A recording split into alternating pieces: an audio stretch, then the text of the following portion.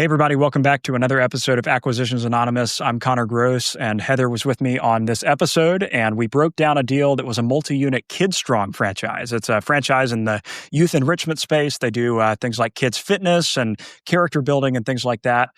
Several different units, and so we talked about the pros and cons of the industry in general. We talked about how this one's actually split between two different metro areas, so some of the challenges that can come with a business like that, as well as the multiple at which they're asking, which we broke down. So be sure to give this one a listen. We're excited to break this down with you, and we'll see you on the other side. So Acquisitions Anonymous. Hello, another episode of Acquisitions Anonymous. We don't have 100% beard anymore. And thumbs downing on just the plus inventory alone. So many founders and operators still use their personal number to talk to customers. And sure, that works when you're just starting out, but eventually it starts costing you time and money. That's where OpenPhone comes in. It's a modern business phone system that lives in an app. You get one number and your whole team can use it like a shared inbox for calls, texts, voicemails, all in one place. Somebody reaches out to you, your ops lead can reply. Your co-founder can follow up. You don't have to be the bottleneck anymore. And if you miss a call, OpenPhone's AI agent picks it up, answers questions, and even logs new leads for you. It's one of those tools that makes you wonder why you didn't switch over sooner. 60,000 businesses already have. OpenPhone is offering our listeners 20% off your first 6 months at openphone.com/AAPOD. That's OPENPHONE.com/AAPOD. And if you have existing numbers with another service, OpenPhone will port them over at no extra charge. OpenPhone, no missed calls, no missed customers. Connor's back. How are you doing, Connor? Connor is back. I'm good. How are you? Must mean we're going to talk about franchises again. That's obviously what we're going to talk about. And I got a good one today. This one is interesting, but have a turnkey multi-unit KidStrong franchise opportunity in Texas. We'd love to dive into that. So, Texas, where's Michael? He's not here, so we'll have to talk about Texas. Poor Michael. Yeah. Oh, Michael. But yeah, like I said, turnkey multi-unit KidStrong franchise opportunity in Texas. Asking price is $5.1 million. They share about 4.8 of gross revenue, and then just over $1 million of EBITDA. So, description: own a thriving portfolio of 7 fully operational KidStrong centers across the Austin and Houston metro areas. This business is backed by a proven brand, strong leadership teams, and scalable systems for recruiting, training, and sales. With high member retention, recurring revenue, and immediate growth potential through expanded marketing and staffing investment, this is a rare opportunity to step into a well-structured, mission-driven business. Ideal for an investor, operator, or multi-unit franchisee looking to expand in the booming children's fitness market. Financing available with conventional loan at fixed rate with 20% down. So, yeah, we'll come back to that, but they disclose about $500K FF&E.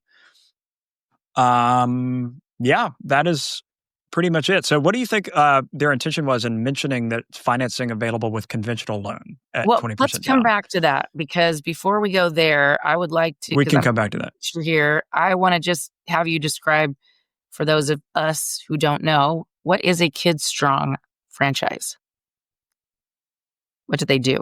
Yeah, so my understanding, I'm not as familiar with this one as I am with a lot, but my understanding is it is a youth enrichment franchise. It is brick and mortar, so they have these locations, and they have a curriculum that is built around both, like, it is a gym. So like they have a curriculum built around like fitness, and then they also have more character-oriented lessons that they teach kids. And so the point is, it's a membership base. I don't know the frequency that people usually bring their kids, but it's a monthly membership where people bring their kids on an ongoing basis for both physical activity and character enrichment.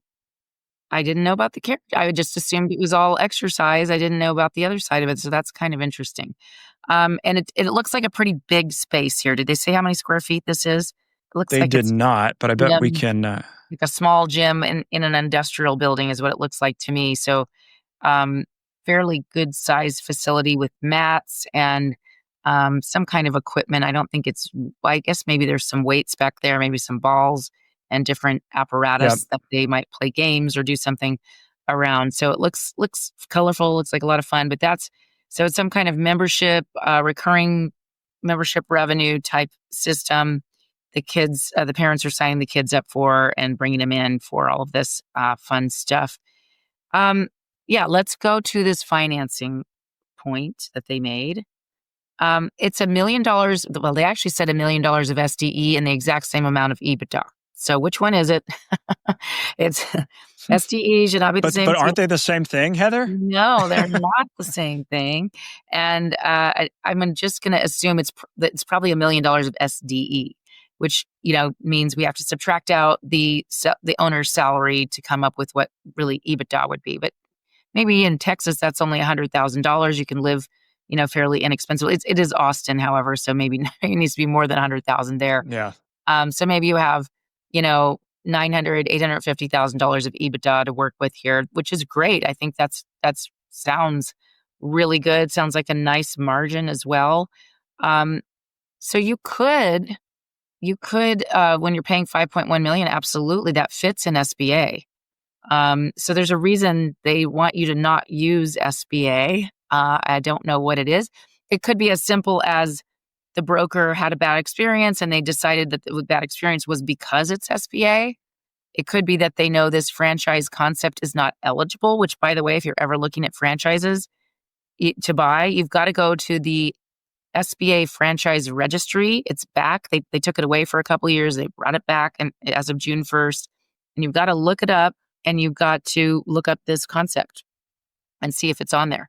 So it could just be as simple as it's not approved by SBA. And by the way, the reason SBA doesn't approve some concepts is because the concept doesn't give the owner enough discretion. They feel like they're not really running their own business. They're being controlled too much by the franchisor. If the SBA sees those kinds of conditions, they won't add it to the franchise registry and it's not eligible. So could be that it's just not eligible. Could be that the broker doesn't like it. Could be like the darker side that they know SBA loans are underwritten to tax returns and maybe the tax returns aren't pretty. And when I say not pretty, I mean not, maybe reporting higher expenses or not all the income or something like that. But it's curious because this doesn't have to go non-SBA because it's too large. It's perfectly fine to go SBA based on the size. Yeah. The other thing I wonder is, because I know a couple KidStrong franchisees, and they do not work in the business full time. One owns other businesses, the other one has a job. So, and that's something that they call out here, like ideal for an investor, which I have my own thoughts about. But setting those aside, is that something that would mitigate somebody's ability to get an SBA loan if they're not going to run the business full time? Yeah, I mean, if that's the reason, but they could have said that if you're an investor, you don't get an SBA loan, you get a conventional loan. But yes, that's correct. If you wanted to buy this and run it passively, / as an investor, and not quit your job and not be there full time, an SBA lender would not go for that. And incidentally, that's not in the SBA rule book. It's really just that every bank sees it that way. That they just they want to make sure when you buy a business, It's pattern recognition. Yeah, that you get in there and you're quitting your job. You're not distracted with anything else. You're looking at this every day, full time, for the foreseeable future. So maybe that's the reason they said go for non-SBA debt. But I will tell you my 2 cents on going for conventional debt for something like this. There aren't really very many programs out there. I have heard of one for franchises though recently that is non-SBA. It's kind of SBA lookalike. It's called Apple Pie Capital. I'm giving them free press. I think that if you are buying a franchise and you are personally strong enough, you can get something that looks very much like an SBA loan, but doesn't have all the same conditions. So maybe they're trying to steer towards that. Yeah, I think Apple Pie started that program, or part of the reason they did was mainly oriented around salon suites, because that's an example of a lane that SBA will not lend into, as we've talked about before. And so they kind of created this program that's somewhat of a lookalike program. Yeah. I am familiar with them, and they come highly recommended overall. So, I mean, as far as the business is concerned, I like the industry. If Michael were here, he would tell us we shouldn't get into this because people aren't having kids. I am not. He literally said that in a webinar we did a couple weeks ago that he's concerned about the youth enrichment industry. I wish you were here to talk about that because I'm not at the point where I'm like shaping investment decisions around the impact of declining birth rates. I'm curious. Do you think I'm overlooking that, or is that an I think actual it depends concern? on where you are. I mean, I think that yes, broadly, the declining birth rates is something to think about in a lot of different industries and different products and things like that. But I think when you're running child-oriented businesses, I think it depends on where you are and how many competitors you like. What's the density per child of this kind of service in that space? And even if the curves, goes a little bit lower, there are fewer children over the next 10 years of that age range. A business of this size, you probably should be okay if you're in the right place without too many competitors. But broadly, if I was the franchisor, maybe that's a different thought process. How aggressively do you expand when the number of kids is shrinking?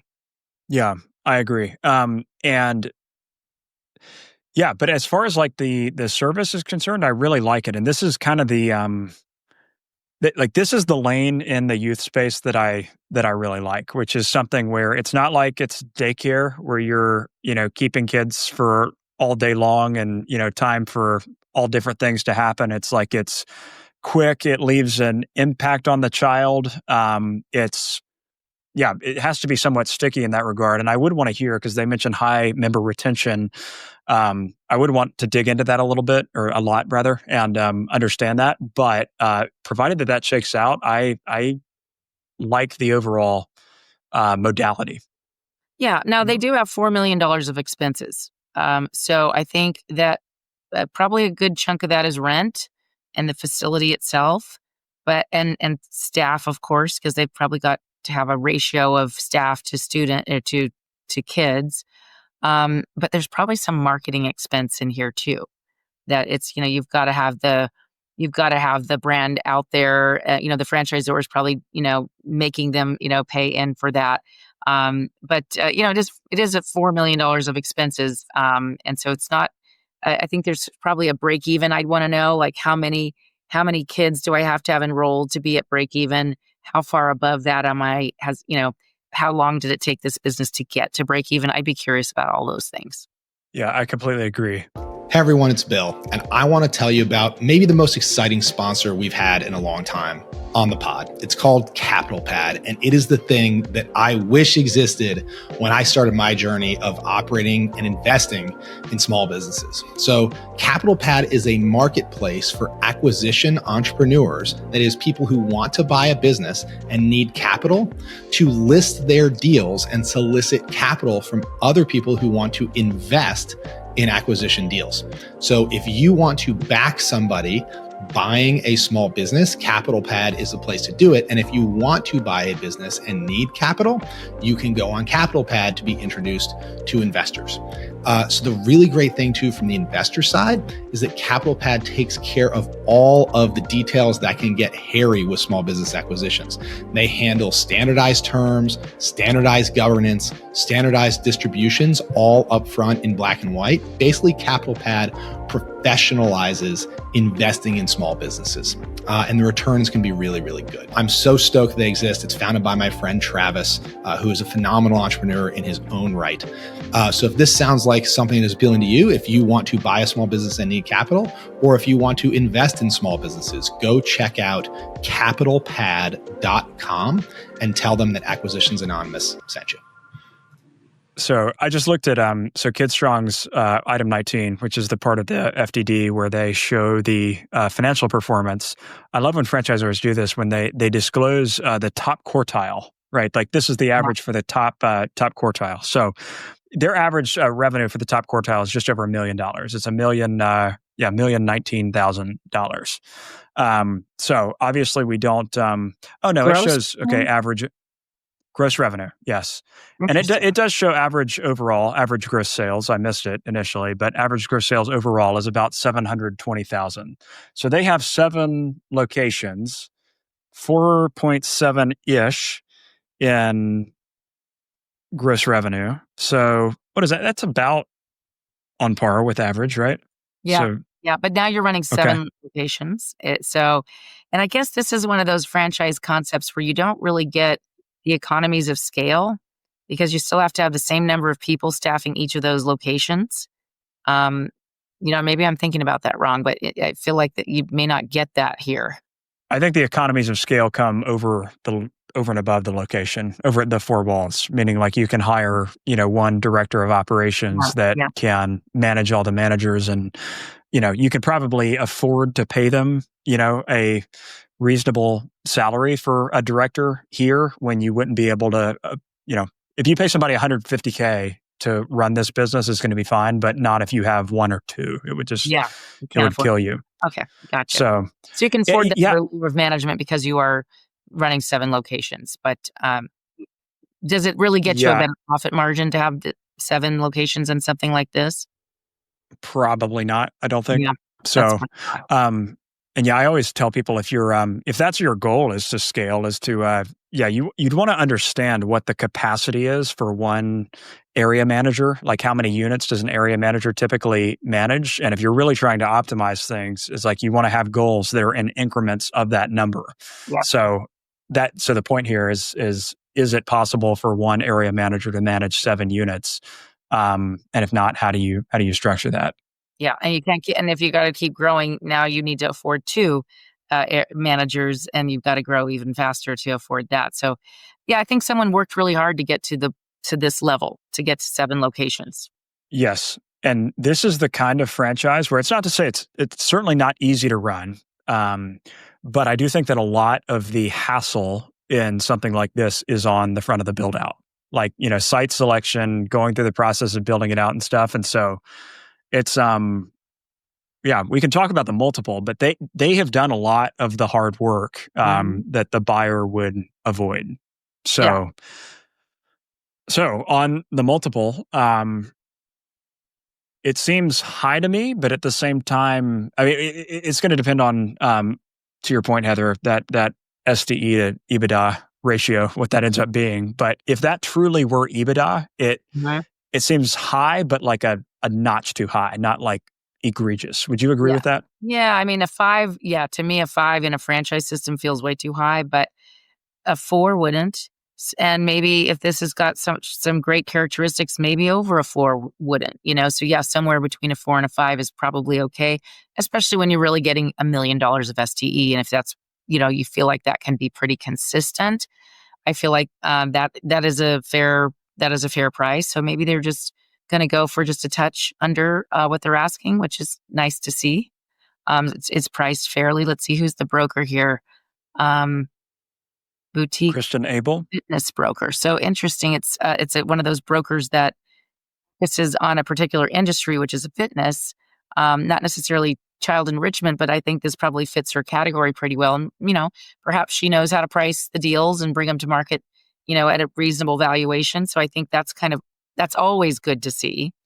And maybe you can own this somewhat passively. If they've got that area manager, maybe there's not a whole lot of work, and maybe that's why they said SDE is the same as EBITDA because you're not going to take a salary. I don't know, but yeah, I think it's a good sign that the multiple doesn't feel too high or extremely Yeah. too high. I'm interested, or I would be interested to know.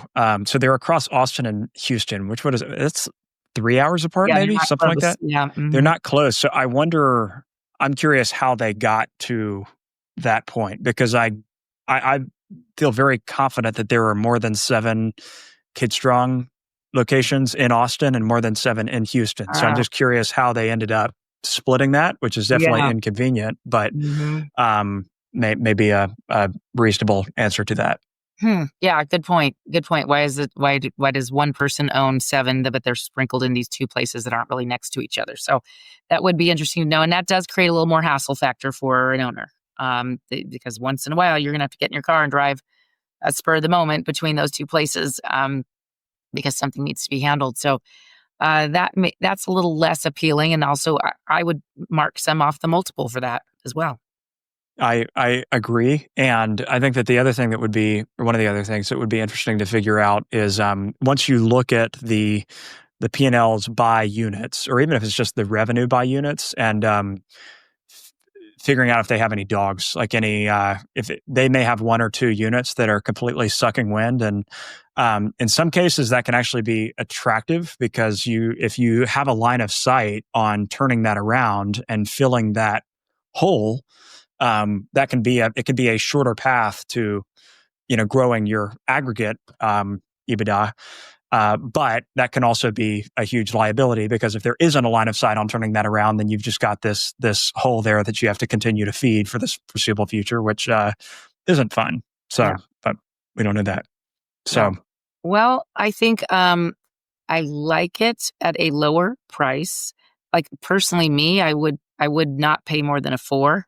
But that's just because, if I'm going to be in this business where I have to drive between 3 hours apart, and I've got to manage, 7 separate locations and all that goes with that, I've got to make more money than I would be at a 5. So I'd be at more like a 4. But I otherwise like it. It feels like a good space to be in. It feels like something also you can be proud of and feel good about what you're doing for your community. And I think there'd probably be a really nice, just kind of bonus for anyone to be owning a business like this, especially if you have kids. Even if they're grown up, it makes you feel good that you're doing something positive for the world and your community and kids. I think that's really nice.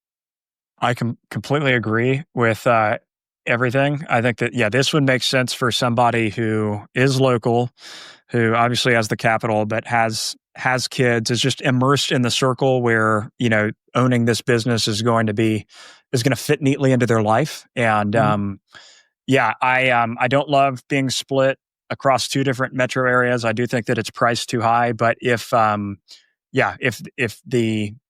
geographic dispersion was reflected in the multiple, this is something that, I would be interested in. I like it. Yeah. Well, you brought some good ones today, Connor. Thank you for doing that. It's a refreshing, it's refreshing for me to bring deals that people actually like. So thanks for being agreeable, Heather, as always. Absolutely. All right. Well, it's great seeing you again and hope to see you soon, Connor. You too.